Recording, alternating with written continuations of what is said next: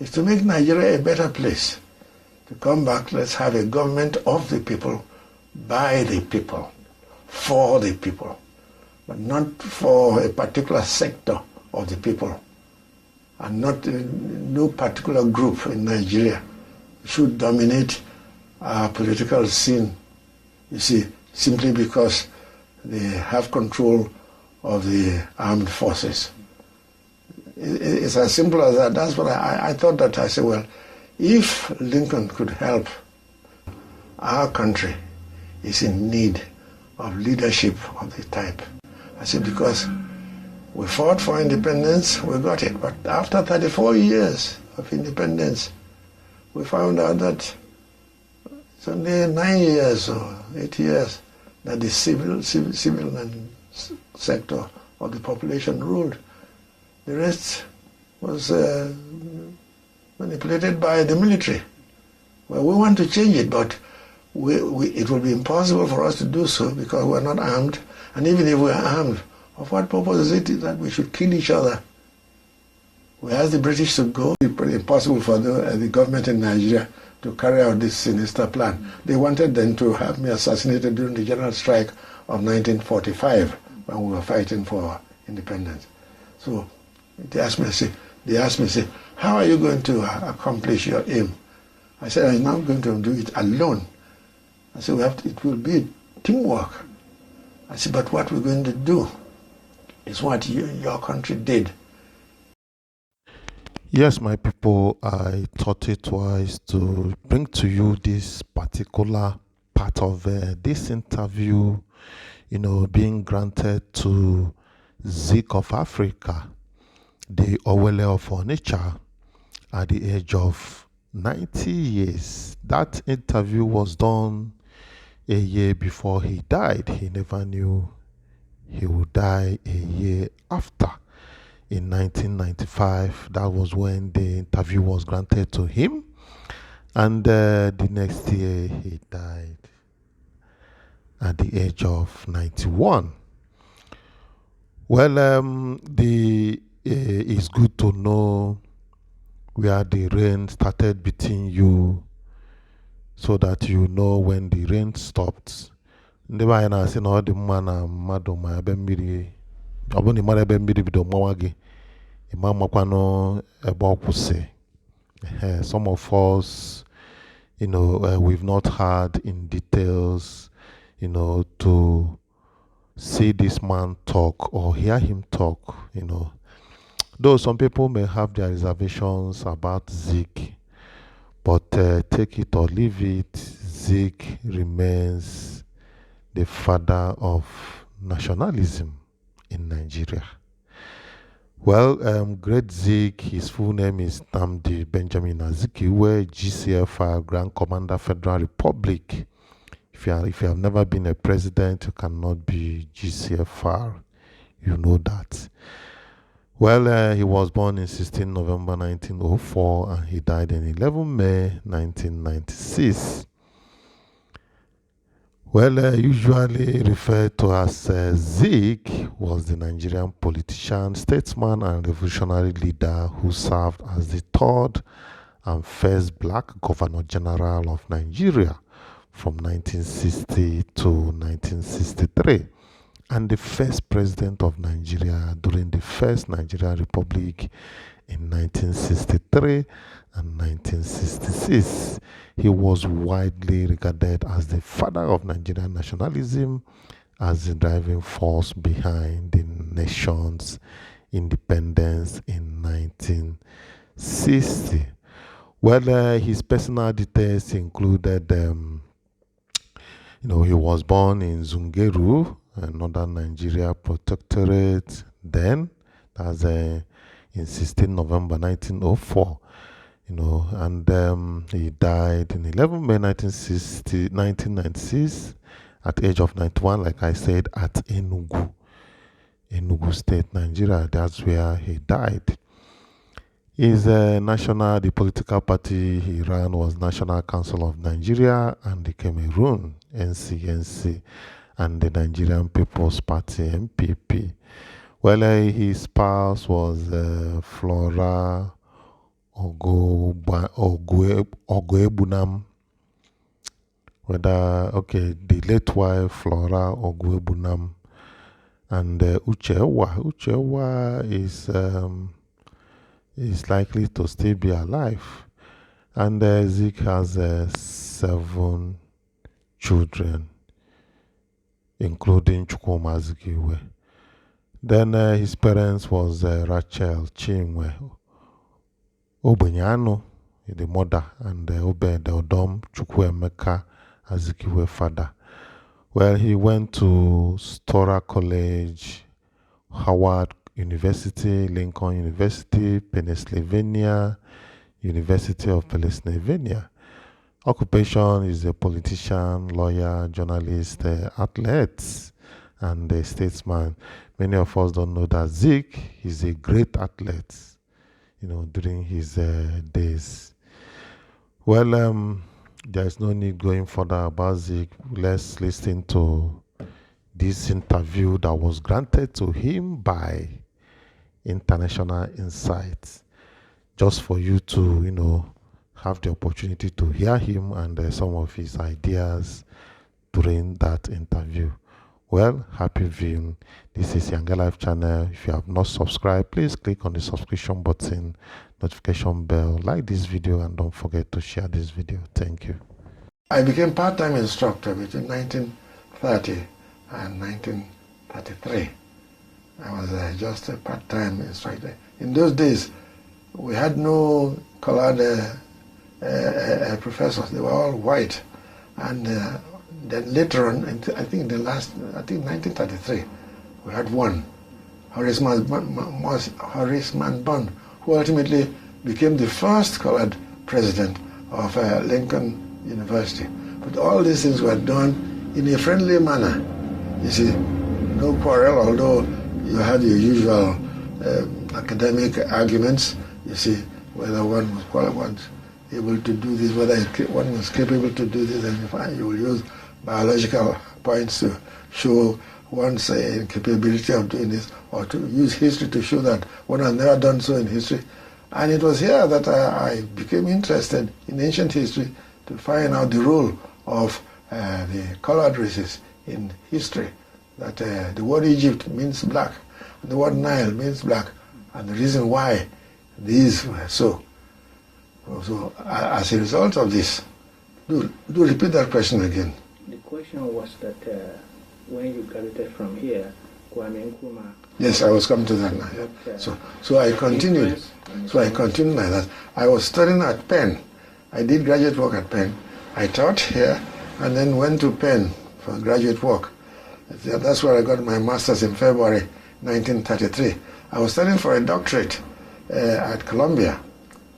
I was admitted to candidacy, but the demand at home was such that I felt that we should go home to join the struggle. I met a young man from Africa, from a teacher of mine at the Methodist at the Wesleyan Boys High School. Frank Brown was his name then, but later on he changed it to proper Yoruba name, yes. But then Dr. Akinolamaja, etc., if they could help me obtain employment, well, it wasn't quite possible. So I wrote to A.G. Okansi in Ghana. He was then running a cinema, a theater.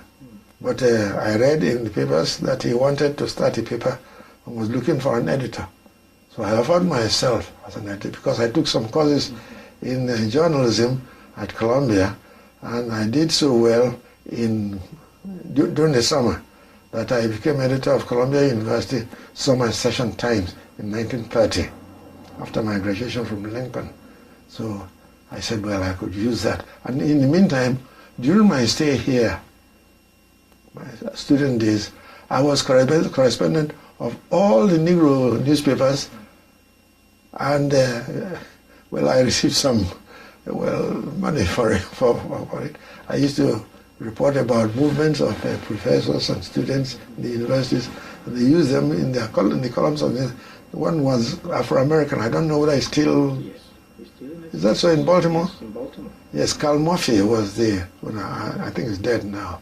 Carl Murphy was the owner and editor at the Material Time.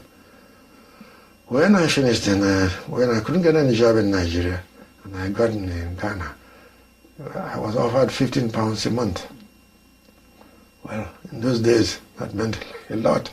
I accepted, but I asked that permission to go home and reconcile with my people, see them, and assure them that I was still alive and that I was well, still kicking, and that I would return as soon as I found it possible to do so. So I returned in 34. When I returned in 34, they gave me a good reception in Lagos. The Onitsha Improvement Union arranged a reception at the Glover Memorial Hall. And I gave them my experience. I told them that they all had the opportunity and if they will go to America, that they will find out why it is called God's country. God's country. I did that. I felt that it was later in the years that I felt that I was really, I advertised America a lot. In any case, what happened was that just as I started the African Morning Post in 1934, one day I was told that a young man wanted to see me. He was one of the students in the normal department of Achimota College. So he came. He was not called Kwame Nkrumah then, he was Kofi Kwaya. And then later he changed to Kwame Nkrumah. So he said he wanted to study, but he had me deliver a lecture. He said that whether you have money or not, if you have the willpower to study and you go to America, you will find an opportunity to work, but you must not distinguish between whatever you're going to do. If it's one, be a laborer. If you want, I told him I was a laborer for many years in America, and that it made no difference to my intellectual achievements, and that it helped because it gave me a practical experience to deal with people who are well, poor, or people who are in the lower segments of society. So I told him, I said, if you can do that, I said, you have opportunity. He said, but how? I said, you're right, apply. I said, if you apply, then they'll consider your qualifications. If not, if you're not qualified, they will ask you to take what is equivalent to matriculation. If you finish that, then you can enter. So he had equivalent. So he applied to Lincoln for admission. And Lincoln replied, and he came to my office about 2 months later, full of joy that he'd been admitted as a student at Lincoln. So I said, well, accept my congratulations. I said, I hope you will go there, study, and then watch, then do any kind of work. A laborer, you can work as a laborer. I said, but it will be better for you to work as a dishwasher. I said, then you spend less on what you eat. I said, because so many people, students work in the pantry and in the kitchen. I said, and they have a lot to eat. And so we don't bother about spending money in restaurants or unless when we are on holidays or you go to big towns like Philadelphia or say Wilmington or New York. So he prepared in 1935, came to Lincoln and did everything good so that he came out, he graduated in 1939. So he's a member of the class of 39. That's really what brought Nkrumah and I together. When he returned, he came to Nigeria to visit me. I was then premier of the Eastern region, and we have photographs taken. He came with Kojo Botsio, who is a graduate of Cambridge, and K.B. Jones Squatty, who came to, I think, I don't remember what university came, I think it's Howard or so, and then later on went to another university. But that's really what brought us together. And then when he started his nationalist movement in Ghana, he invited me to come over and witness one of their turnouts. I went there, and then I advised him, I said, look, you're following, you want, what you're trying to do now might lead to bloodshed. He said, yes. He said, unless you fight and kill, you will not succeed. So I said, no. I said, well, did Gandhi kill anybody? Did Nehru kill anybody? He said, what, if you don't do that?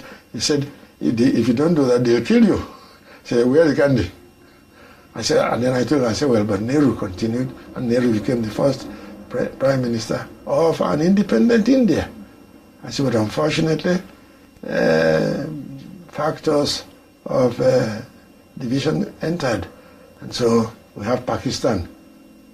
But of course, Pakistan later on experienced the same thing, because now the northern part of Pakistan broke away, and they are separate. This thing.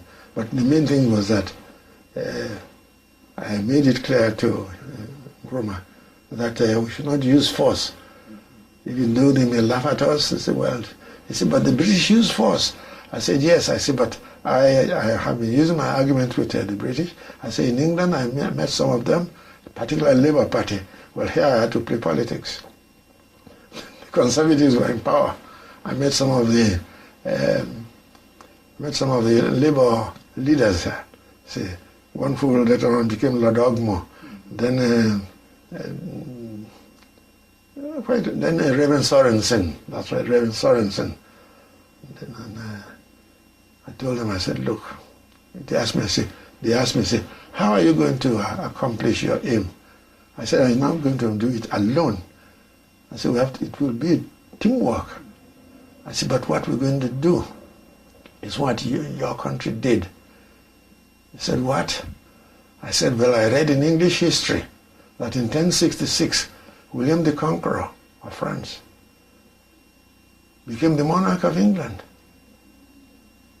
I said, well, when he ruled England, he imported the French ideas. And one of the most important, as far as I was concerned, was that the British found out that the French had all the arms, French soldiers. The British soldiers were all equally armed, of course, but the French, they used arms to accomplish their purpose. But they used to discuss their problems, and after discussing their problems, then they decided what to do. So in French, it's Palmont. I took French, by the way, both at Historical College at Howard and Lincoln. I took French, so I was able to, but I don't speak it. I read French. And it was, of course, one of the requirements at Columbia when I was studying for PhD. So I said, well, Palmont, speak out your mind. Give out your views. I say, in other words, dialogue. I say, we will use dialogue in Nigeria. We know that we have so many soldiers of Nigerian origin, but they are inferior. In those days, the highest they could get was Sergeant Major. Yes. I said, but by having dialogue with the British, we will not shed blood, and we will not force the British to shoot at us. So I said, that's what the British did. He said, and they looked at each other. I said, yes. I said, that's the original word, parliament. Parlement. Parlement. Parlement. I said, you did that. And it wasn't long when you got rid with French domination, and you became your own rulers, and you rule your people, and then began to rule others. I said, that's what we are going to do. They said, well, you will succeed, we will back you. That's how I got some friends in the Labour Party, and that's why during the assassination story days, they raised the question in Parliament and forced the colonial office to make a public denial, and that made it impossible for the government in Nigeria to carry out this sinister plan. They wanted then to have me assassinated during the general strike of 1945 when we were fighting for independence. So these are some of the factors which made me and Nkrumah, you see, play a very important part in Ghana and Nigeria. Although it's been over 60 years that you have left Lincoln, and you have actually helped 65 years, exactly. 65 years. That's a class of 30. Yes, and you have helped many Nigerians to come and study at Lincoln. Still, in the 80s, you sent grandchildren here, Your last son just graduated this year. What keeps motivating you to send the Azikiwes to Lincoln? Well, I had two wives. My first wife died, and then I had this one. But my first son graduated from Harvard in business administration, and he got his master's degree there. He's now at home, living in Lagos, doing his own business with an Italian group. My second son is now number 2 in our Ministry of Foreign Affairs in Abuja. Well, I was then Premier of Eastern Region, and we were planning to start a university. And the president of Michigan State University helped a great deal. It was those were the days of the Peace Corps. And so I was able to use the Peace Corps, you see, to help us have the original teachers that we needed. Well, when this happened, so my second son went to Michigan State. No, first of all, he went through the cooperation of the American ambassador, C.R. Palmer, who is a Harvard graduate who helped to get my first son into Harvard. My second son was not as brilliant as the first son, but he got to University of New Hampshire in New England. But it was so cold that he asked me that I should do everything possible to take him out there. And then he dressed himself like an Eskimo. He said, well, that most of the students who came from abroad, you see, had to wear Eskimo dresses. You see, so then I wrote to him, I said, well, do you live in dormitories or in igloos, as the Eskimos? He said that this is not a matter of humor. He said that he would like to, he was doing well in the University of New Hampshire, because I went there and saw the president and chatted with him, and then this boy went over there. Well, unfortunately, he couldn't continue. After the first year, he had to change. What happened was that I got President John Hanna of Michigan State University, who was helping us to build this University of Nigeria. You see, I spoke to him. He said, well, if the young man is qualified, it's all right, he might as well come to Michigan State.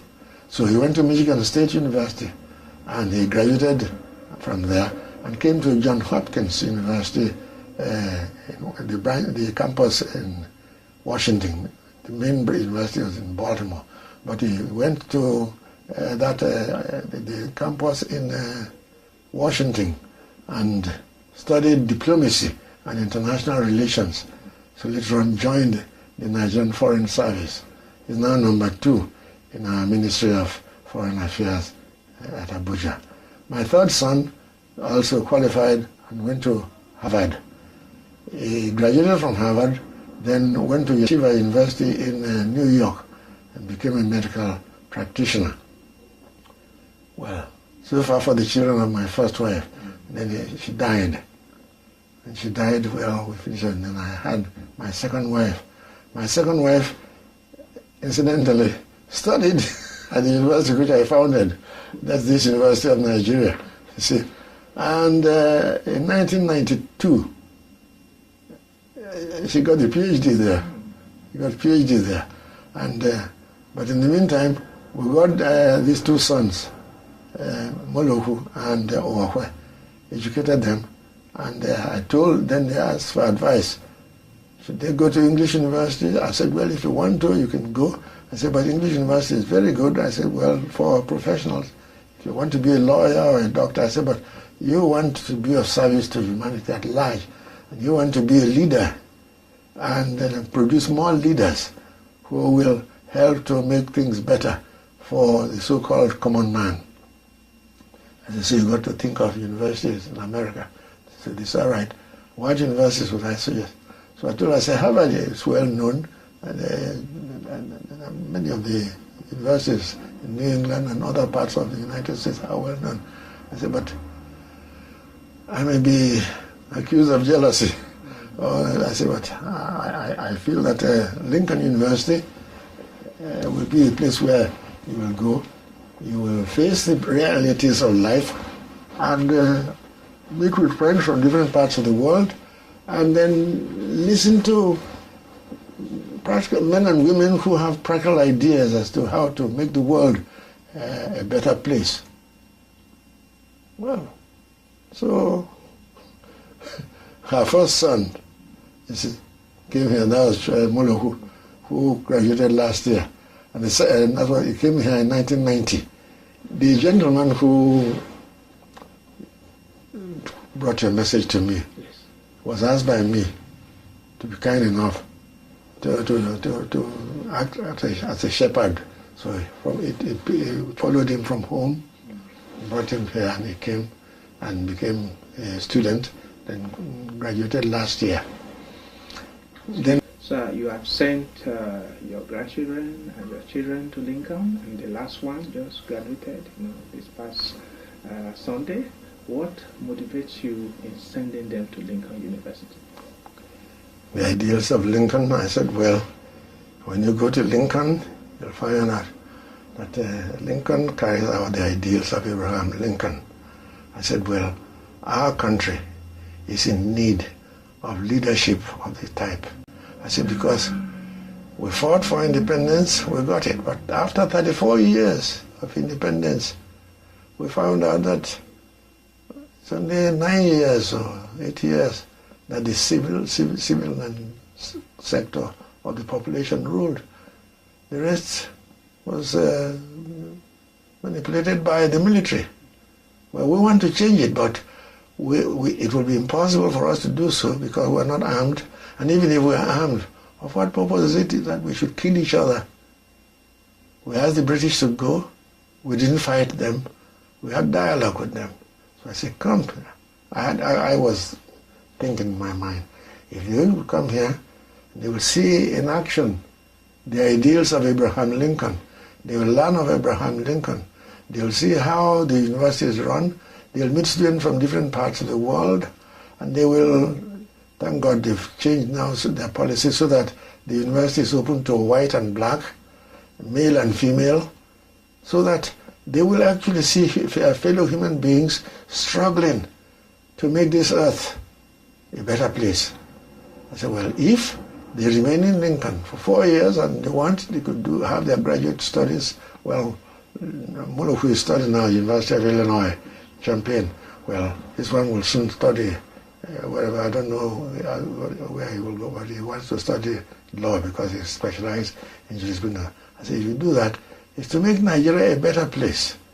To come back, let's have a government of the people, by the people, for the people, but not for a particular sector of the people, and not no particular group in Nigeria should dominate our political scene, you see, simply because they have control of the armed forces.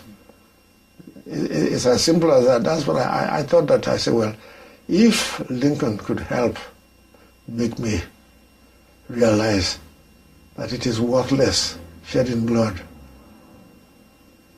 why should my children, my grandchildren, shed blood, encourage shedding of blood? It leads to nowhere. But we can use dialogue.